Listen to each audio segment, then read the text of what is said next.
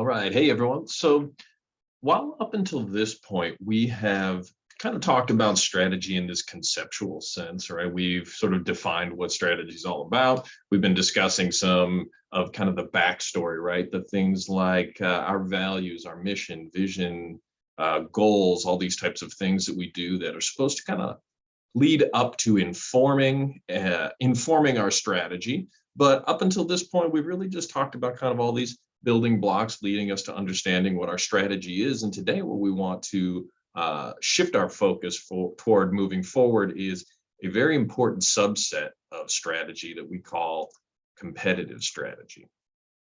So competitive strategy is just actually kind of a narrower scope than business strategy as a whole, this conceptual idea we've talked about up until now.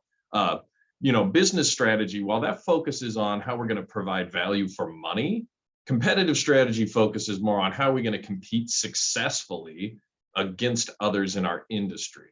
And at this point, maybe you're sitting here and you're like, maybe I don't quite understand the difference yet. We're going to explain that here. So a competitive strategy is just this idea of how are we, like, what kind of value are we going to provide, right? Strategy is about providing value for money in the larger sense, but competitive strategy is going to be how do we position ourselves? You remember when we were looking at those, the competitive group mapping earlier and looking at how certain people, may focus on quality, others may focus on price. And these are the different ways they provide value to their customers. Well, competitive strategy just really tells us or specifies where do we align ourselves within these different groupings. So, managers at different firms are always going to have different views on, how to deal with competitive pressures from the driving forces within our industries, what the future market conditions are going to look like, what strategy specifics are really going to make the most sense for their firm, all these kinds of things. So competitive strategy really kind of it shows the outcome of those different beliefs and the way that different managers or higher ups might decide to position an organization in order to be successful and compete against their rivals. So what that really means is kind of shown in an overview here from this little diagram. So when we're talking about competitive strategy, there are two really important factors that distinguish one firm's competitive strategy from another. And these two factors are basically, am I going to align my competitive advantage to low costs, offering things at the lowest cost possible so that the value I provide people is based off of the price they can buy my product or service at, or differentiation? Am I going to do something different and superior to other people in some capacity, like offer unique characteristics, offer something, really unique and differentiate myself, higher quality, any of these kinds of things that begin to, hint at a differentiation element is what we call it. So our first decision we got to make is our competitive advantage going to be linked to that price or differentiation?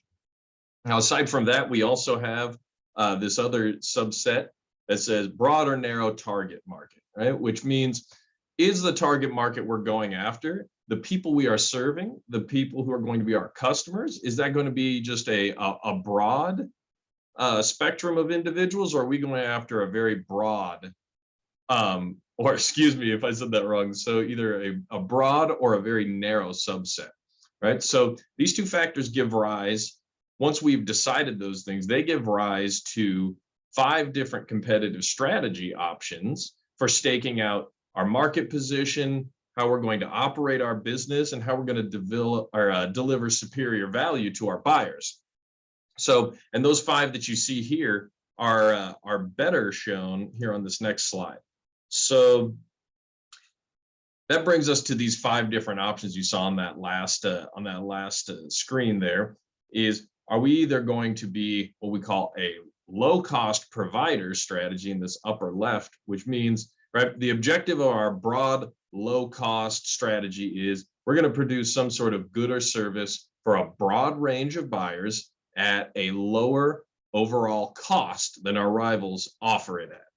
So our keys to success in this area is, having good cost reduction skills and capabilities, pursuing long-term cost-saving approaches and capabilities that are difficult for our rivals to copy or match. So it's all about the name of the game. How are we going to get the lowest cost possible for the people that we provide our product or service for?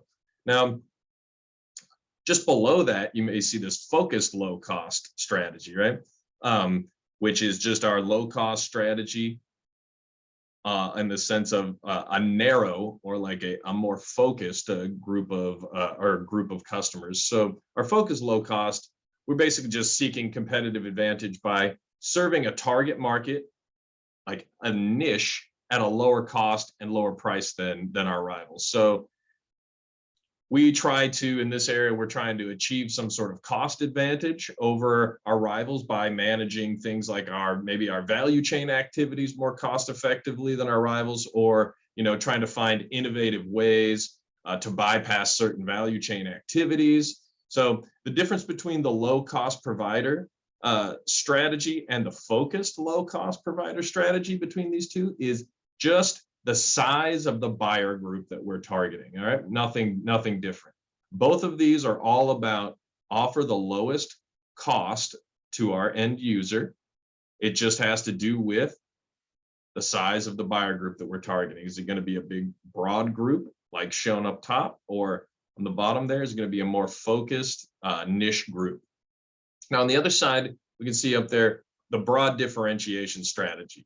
All right, this is again up here on the broad side, but we're talking about it in the sense of differentiation as opposed to low cost is the kind of value we're providing. So a broad differentiation approach entails we're going to offer maybe unique attributes that a wide range of buyers find really appealing, valuable, and worth paying for.